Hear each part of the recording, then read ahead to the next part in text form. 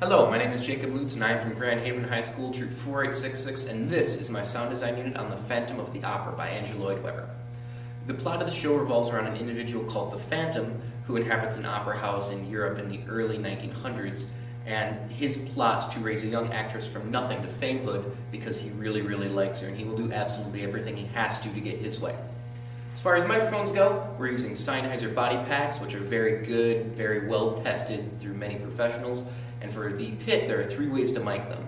You can not mic the pit, in which case the audience in the back of the auditorium get mush. You can do area miking, which is better, but you lose a lot of intelligibility. Or you can do what I did, which is mic everybody, so I get well control over the entire pit, and as well as a nice even blend through the entire house, which is very important. As far as the mixer goes, I'm using the Avid Venue SC48, which allows me to do queuing, which is very important for the future. For mixers, I am using 2 Audio-Canale 12K4s, which allow me enough channels to do different special effects through the show. As far as my speakers go, I'm using all speakers from Danley Sound Labs. This company is well known for having speakers with high directivity and precision. And this is well needed because for my speaker plot, I have 2 loudspeakers, GH60s, hung center and sort of splayed out, and then I have 2 SH Mini corner fills. I'm doing the same thing for the balcony, and there are 2 SH Minis under the balcony for under balcony fill.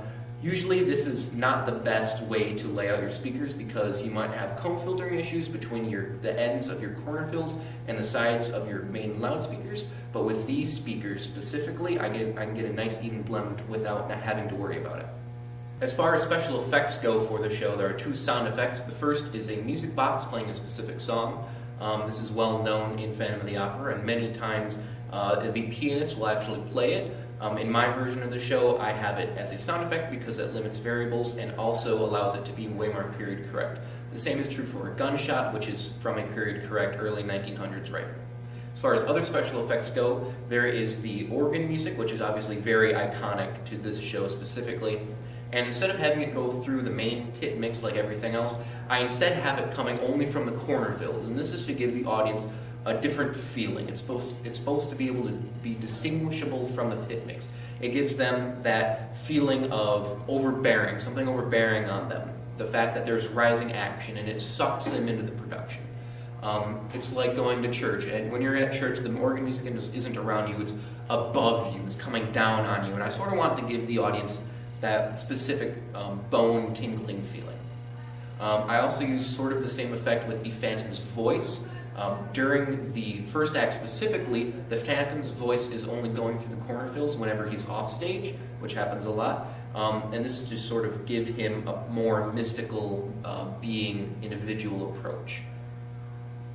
As far as the bounce effect, which is a very popular, very well-known effect in Act 2, and this is the reason why I have these amplifiers and this board, is because during that specific effect, the Phantom's voice needs to bounce from one speaker to the other, to the other, to the other, to the other, line by line, and his lines are like, I'm here, I'm here, I'm here. And to achieve this effect, I have queuing set up. For the first cue, it's the main house mix that I'm using through the whole first act, but the second cue comes for the first I'm here. So he'll say, I'm here, and only his microphone will be rerouted to a specific speaker.